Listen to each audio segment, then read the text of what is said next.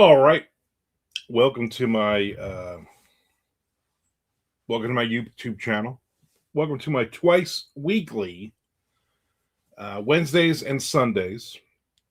I always try to post videos on both of those days about my writing, my career. So if you haven't watched any of my other videos, I've been doing this for well over 30 years. I had my first short story published in 1988 while I was a senior in high school. Yes, I know I look like I'm like 22, 23. I'm 56. I've been 15 years now. This will be my 15th year I'm able to write full time and make a living doing this. So people always say, well, what's the secret? Luck. That's the secret. Luck. I'd like to think I'm a good enough writer that people enjoy my stuff. I consider myself a pulp fiction writer in that I'm not trying to big and fancy. I'm not trying to write the great American novel. I'm just trying to write stories that people want to read. I'm trying to write stories that I want to read that are not out there yet in one form or another. And that basically brings us more or less to how I set writing expeditions. How I write, I'm leaving all this in here. How I set writing expectations for myself. And I guess that first part is be realistic of what I can and cannot do. Okay. I need to realize my strengths and weaknesses and as a writer. And that took me a long time. When I first started this back in the day, I could write anything, I can do anything, blah, blah, blah, blah, blah. And I can't. There's a lot of stuff I don't want to write. There's a lot of stuff I don't want to be involved in. And I realized also the expectations of some stuff I've written. I've written a lot of different stories, a lot of different genres and subgenres. And a lot of those, I'm not a best-selling author. I'm not even a well-selling author. I'm not even a decent. I'm like not even a mid-selling author. I am not a good author when it comes to certain subgenres. Okay. And I've written a ton of them over the many, many years of my career. So every now and then I like to, I'm going to play around with something, but I set my expectation very low on that. Ultimately, I was talking to another writer recently, and their thing was, it was Win. It was my buddy Win. And he said, as long as I can break even, I consider it a success. Break even with, I've paid X number of dollars for the cover, I've paid X number of dollars for the editing, I've maybe paid somebody for formatting, whatever. Basically, all the money you've sunk into this book, because it's not, so many people are like, I'm going to sit down and I'm going to write a book and be a bestseller. I hope you are. You're not going to be. But they don't look at all the other, let's not even talk about the time and energy to write that book. Let's also now talk about the other parts of that. The money that, if you're self-publishing, that goes out there. Or if you're getting it to a self-published, to like a small press, or you're looking for an agent, you want to be in a big five writer, on and on and on. Whatever your career path is, you have to have realistic expectations of where you're going to be. So I see a lot of authors who write their first book and they're like, I'm going to get an agent on this one and I'm going to make billions of dollars. And then they 5 or 6 agents don't even get back to them. They're like, well, all right, what's my next step? Your expectation was that you were going to get an agent and he was going to make you billions of dollars. That's not a realistic expectation. The problem is there are authors who do it. A very, very, very small, minuscule amount. Okay. There's only one Dean Koontz. There's only one Stephen King. There's only one James Patterson. Yeah, I would be so happy for you and for me, if it happened to me, that we can get to that level, if anybody else can get to that level, and I know I'm missing a lot of other best-selling authors. I get it. I'm not naming all of them. You get the idea. I'm using those three as core examples of people who have been doing this for a long time and doing it for a living and making a lot of money for it. And that's where we all would love to be, obviously. Okay. If you have the passion and you want to make money and this is what you want to do for a living, I get it. Okay. I'm there. Over the years I've had to not write a lot of stuff that I was passionate about because I know it's not going to make me any money. I know it's not going to sell. I know there are readers out there that are my core readers that are not going to want to read this. Okay. And I had to, check the ego at the door and say, hey, not everything I write is going to be brilliant. Not everything I write is going to be a big seller. I have stuff that sells very well, enough for me to do this for a living, to not have to go out and get a real job. Allows me to sit around in shorts and drink a lot of coffee all day and eat way too much food and just get bigger and bigger until eventually I'm going to explode. By that point, I hope I have a lot of stories out so my wife and my kids can still live off of this money. But so, I was thinking, what are some of my writing expectations? And it should be, what are my realistic writing expectations? Because again, there's an ego there, there's an experience there, there's a braggadocio. When you see like an athlete and he's like, I'm the best out here, blah blah blah, and it's like, is that your ego talking, or are you just in your mind, are you just like, I need to be so positive that I'm the best there is, best there will ever be, kind of thing, and is that going to help me succeed? Fake it till you make it, kind of thing. And I think after 30 something years of doing this, I think the reality is I am going to always make enough to be able to do this as a career. Okay. I'm confident as many years as I have left, I will be able to do this without having to go, hey, everything collapsed and now I got to go out and get a real job and I'm in my 60s or my 70s or my 80s or I'm 147 years old and now I got to go get a job. So for me, it comes down to, am I happy with break even? Am I happy with, hey, let's just say I spent $1,000 on the covers, on the editing, on the formatting, whatever. It's a nice round number. Am I happy making that $1,000 back? Am I happy going, okay, so now I have to sell at $3.99 each, and I'm basically going to get, I don't know, we'll call it $2.50 a book from Amazon, is my take. Okay. It's a little bit more than, but I like round numbers, even numbers I can work with.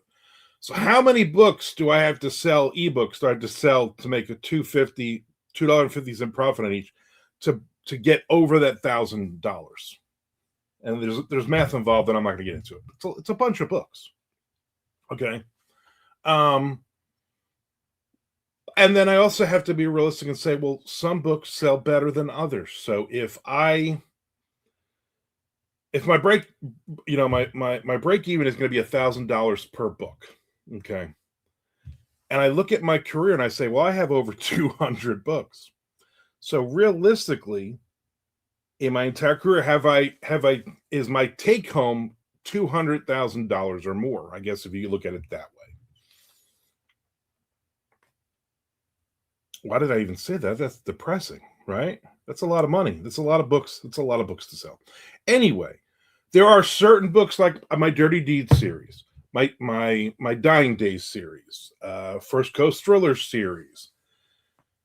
Those series make me several times what I put into them. So even like the Dirty Deeds series, say it's $1,000 a book.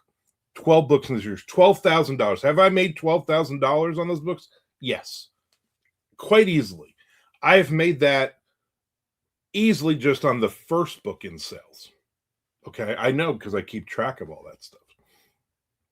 So I know my sell-through is almost 80% from book 1 to book 12, which is very good.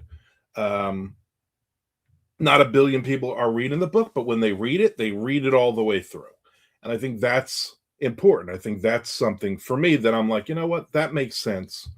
That people are reading through on my stuff. So probably it depends on the month, but say most months I'm going to do about 60% of my total sales is going to be Kindle Unlimited page reads. Okay.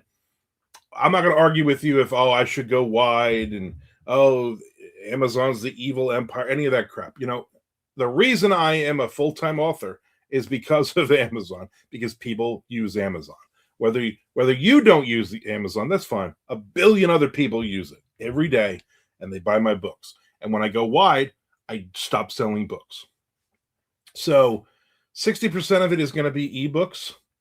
Probably about 15%, I'm going to say, is paperbacks on average, because I've had some really big months. This month for me, February 2026 is a huge month in paperbacks. It's like 43% of my sales are paperback. And it's those 3 series, basically, that people are buying all 12 books, all 6 books, all 9 books, that kind of thing. And then the rest of it, whatever the percentage is, that's the ebooks. And it's always page reads. It's always usually more. Now, again, this month, it's like 43% is paperbacks, and like 41% is page reads, and then whatever it is, not even 20% is ebooks. I also do really well with audiobooks. But again, you're putting out $1,000 for that audiobook usually for the narrator. So where is my break even on these different things? And I used to track individual books like that. Okay. And really worry about it. So now, while I still have those numbers, I'm still on my master spreadsheet. I'm still saying, okay, so I sold $100 worth of Dirty Deeds books this month. So let me add it to the totaling number. Let me punch it in, and it'll give me the updated, and how much money have I made on this series as a whole. Okay, on this individual book 1, book 2, book whatever. And that really helps me, because a lot of times I put out a brand new book. My short story collections, every year, November 21st, which is my birthday, I put out another short story collection. There's 6 of them out now. So for the past 6 years, I've put out one of these books. Short story collections do not sell. That's the reality. I'm doing it for me. I'm doing it so that I have all of my stories, all of my short stories in one place, instead of just all over the place. Stuff that's been published before, stuff that's never been published before, stuff that I'm writing literally to put in these next collections. And that's the goal. And I do 20, 21 stories every year. Well, I'm writing way more than that. So it keeps getting more and more stories. But at some point, the goal is to have all of my short stories that I've written, obviously up to a certain point, I guess, that are released at. But I know I'm losing money on those. I know that the money that's sunk into them, and the time that's sunk into them, putting them together, getting them all re-edited, covers, on and on and on. I know it's just I'm losing money. So if I keep looking at them that way, and I keep looking at individual books, my head's going to explode. I'm like, why am I doing this? I need to just go get a 9 to 5. So I have to set realistic expectations for my writing career. And I need to say, how much money do I need to make every month to contribute to the household? Okay. Now, my wife has a phenomenal career. She's been there almost 20 years. Her bonuses are great. Everything is great. Her money's great. She works at she's a commercial property manager, and I couldn't even. I'll sit and listen to her, and my head will spin. Some of the stuff she has to deal with, hundreds of tenants, and millions of square feet all over the country and on and on. And she does it. I would never be able to do that job. So our household bills, everything's fine. Everything is paid for. We're good. She was good before she met me. So my money is, let's pay down our debt quicker. Let's make sure, we don't have a car payment. Let's make sure we're paying extra on the mortgage payment, that kind of stuff. So on one hand, I look and I go, okay, there should be no pressure on me, but there is pressure on me because I want to contribute more. And I have those months and those periods in my career where I've made a lot of money. And I'm like, realistic enough to know this is not going to happen every month. At some point I'm like, if I get like $10 a day on Amazon, that's like $300 a month. And listen, I'm not trying to be a jerk. There's authors out there, a lot of them that don't make any sales every day. There's authors out there that would kill for $10 a day. Maybe not Dean Koontz or Stephen King or James Patterson, but people that I know because I've talked to them. So for me, it's I try to look at everything and what are the expectations career-wise. Now, writing-wise, I did a video, how I write 400,000 words in a year. That's the expectation. My expectation is 400,000 or more, 400 to 500,000 words. I'm happy with that. That's the expectation is I have to sit down in this chair every day and I have to write 1,096 words on average every day. That means I know, hey, Saturday is the only day me and my wife are home together at the same time. And so I'm not going to, on Saturdays, I'm not going to go, hey, I got to write. We can't hang out. We can't do anything because those are the only days we get to do something. So I build those in. If she sleeps in, that's great. I sit down and I write, but I'm not expecting to write on those Saturdays because the idea is that I'm going to spend time with her. And that was something that took me a little while. My expectation is I'm going to work 7 days a week. And my expectation is, well, no, I can't go to Atlanta with you for work because I'm busy because I gotta record a podcast or I have to be on YouTube Live or something. And so I'm trying to get my expectation of I love this job. I love what I'm doing, but it's not my life. And so the expectation is if I can sit down today and write 1,500 words on a Friday, and I know tomorrow is Saturday, and I only have to write 500 words in the morning, that's fine. If I know, hey, Saturday's coming up and we're going out somewhere, in my mind, I'm like, hey, Wednesday, Thursday, Friday, if I can just write an extra 300-400 words or more each day, then Saturday I'm covered. And so I try to be as realistic as possible. And I try to set goals that aren't ridiculous. So now if I don't hit my 1,096 words, I don't beat myself up anymore. There's always tomorrow or the next day or the next day or the next day. I know by the end of my fiscal writing year, I'm going to hit my 400,000 words. That's all I care about. I have days where I'm doing 2, 3, 4, 5,000 words. I'm into a story or there's a deadline. I need to finish a story or MondoCon is a writer's retreat that I have in my house every year. This will be our 6th year coming up. And so that's my goals are 5,000 words a day for 3 days. So right there, I'm hitting 15,000 words just on those 3 days or more. A lot of times it's a lot more. So I kind of put that in the mindset of this is the expectation. The expectation for writing for me is to sit down in this chair and write every day, whenever I can, every day. And that I think is what keeps me going. Hey, listen, I suffer from depression, anxiety. I'm a mess. And so a lot of days I don't want to do this. A lot of days I just want to lay in bed and read. I just want to watch Netflix. And I have those days. I take those days But on the good days, I say to myself, kind of like a cheat day. Right? I say to myself, all right, I know I'm going to have a cheat day at some point in the next couple of weeks. I know that mentally I'm not going to want to do this or anything. But I'm having a great day today. I'm peaks and valleys with me, bipolar, peaks and valleys. So my thing is I'm going to write 2,500 words today. I'm going to write 2,200 words today because I know that mentally that covers me for a day that I don't write in the future. And sometimes I'll get like 30, 40, 50, 60 days in a row. I'm writing every day. My wife sleeps in on a Saturday. We have nothing pressing to do. I sit down and I write. And I'm writing 500 words or 1,000 words.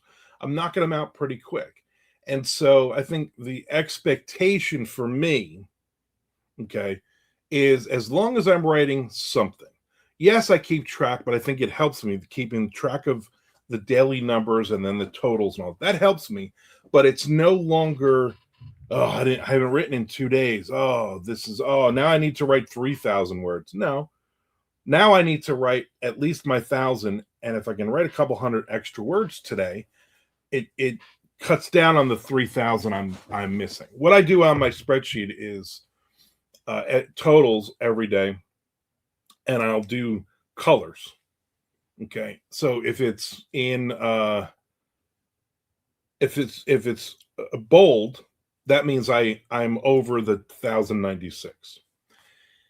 If it's purple at the end of the day, my average, that means that I am at 1,370 is my average for the day, for every day, and that'll give me 500,000.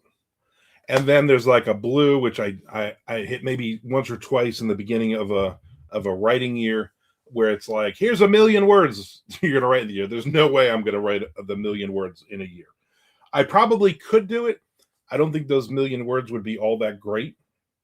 I am also planning on doing a video about your first 1,000,000 words and the whole idea of that. But 15 years of doing this, and I've written a lot of words, probably about 6 or 7 million words I've written. And most of those words have been sold. And so for me, the expectation is I'm going to write something, and sometimes it's going to be a trunk novel. Sometimes it's I don't like this. It's going to be a short story. I don't like this. The stuff that I feel even okay about, I tried to sell, and most of the time that stuff is selling. So the expectation from me is if I'm taking the time to write something, that thing's got to sell. And so basically, that's it. That's it for me. It's being realistic, setting my bar where I know I can hit that. The goal is, every writer, the goal is what? To finish that first story. I tell authors all the time that I mentor, and I've mentored a lot of other authors over the years.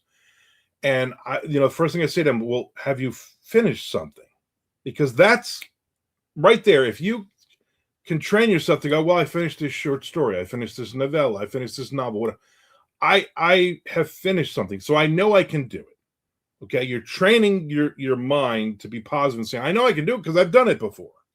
So that's that first bucket list thing is if you can finish a short story, if you can finish something longer, something even longer, on and on and on. And so for me, the expectations, they keep moving up on that ladder. So now if you saw my goals for 2026 video, which I hope you have, and I also hope you're hitting the subscribe button here, and I hope you're watching all of my videos because I appreciate it. Basically, one of the goals is for me to finish a Southern Gothic noir thriller book and find an agent for it. So that's one of my expectations. That's my writing expectations. Is that going to be easy? No, of course not. But it's something that I am working towards. So that's one of my goals. Easy goals. You know what? Hey, tomorrow I saw an anthology that has a theme that I think is cool. I'm going to write a short story. I know I can do that. I've done it hundreds of times. So for me, the expectation there is, yeah, over a day or two, you're going to write that short story, clean it up, and you're going to submit it. So those are the easy ones. And then it's, oh, I'm going to go find an agent. And hey, here's the thing. I find an agent and I get a big five publisher or a really big, thriller press, and I get an advance and I win awards and I'm touring the country and making billions of dollars. That would be amazing. That would be great. Is it part of my writing expectations? Is it part of the reality? No. But it's also the thing where, Dean Koontz, Stephen King, James Patterson, those writers, when they start out, when they're young and they start out writing these stories, they want to be in the place they're in now, but they don't realistically, none of them three can honestly say, I knew I was going to be, I was going to sell, millions of books, and I knew my stuff was going to be made into TV shows and movies, and I knew I was going to be a celebrity, but no, they didn't. Nobody does. That's the fun of it. So for those who don't know, I grew up in New Jersey. I grew up in a little fishing village called Belfort, New Jersey. A couple towns over was Atlantic Highlands, where the director Kevin Smith grew up. We're the same age. And Kevin shooting his cute little movie Clerks back in the day when we're all just like, Kevin's doing his thing. We all knew him. So where he is now, that was the goal, that was the excitement and everything. But I don't think it, in his 20s, he's like, oh yeah, I'm definitely gonna someday I'll be a big, Hollywood director, and I'll be able to work with all these big superstars. And that was fun, but that wasn't the expectation. That was just like the bone. That's the gravy. That's the bonus for all that stuff. Also, a little known fact is my brother worked at the Quick Stop when Kevin had the movie purchased, and he went off. He said to my brother, "Hey, you need a job?" My brother's like, "Yeah." He's like, "Here, work at the convenience store." So during the whole run of when Clerks came out, my brother worked in the store. So all these people would come in all the time. I don't know if they thought that Kevin still worked there, or but that was kind of neat. It's kind of neat going hanging out with my brother in the store, and all these people just constantly coming in, spouting lines from the movies and on and on. So I don't even know where I was going with that. There's the bottom line, though. My writing expectations, I set them as realistic as possible. Okay. And there are some of them, like finding an agent and getting a big advance and a big contract and blah, blah, blah. That's up here. Writing a short story and finishing it is here, because I know I can do that. I know there are things on this ladder that I have done that I will continue to do. And so you kind of look at it and you kind of mix it all together. And then, as negative as I normally am, and everybody who knows me is like, I'm negative about everything. I'm the old man, get off my lawn. I try to be positive when it comes to this stuff. And a lot of that time is I'm complaining to my wife and she's like, shut up. What are you even talking about? I'm like, yeah, you're right. I'm very blessed to be in this career, doing what I do, living the dream. Literally, this is what I've wanted to do since I was 12 years old. I wanted to be a full-time author. That's it.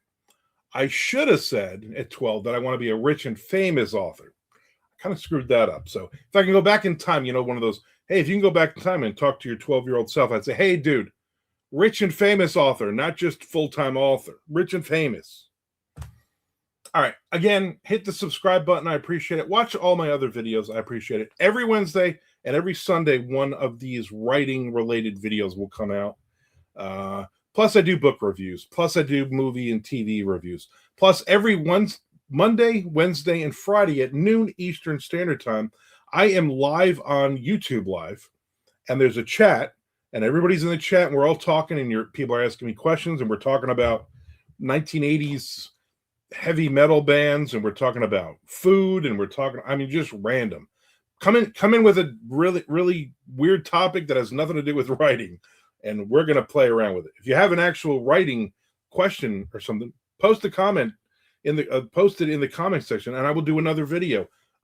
This is actually based on a viewer who said, "What about writing expectations for yourself?"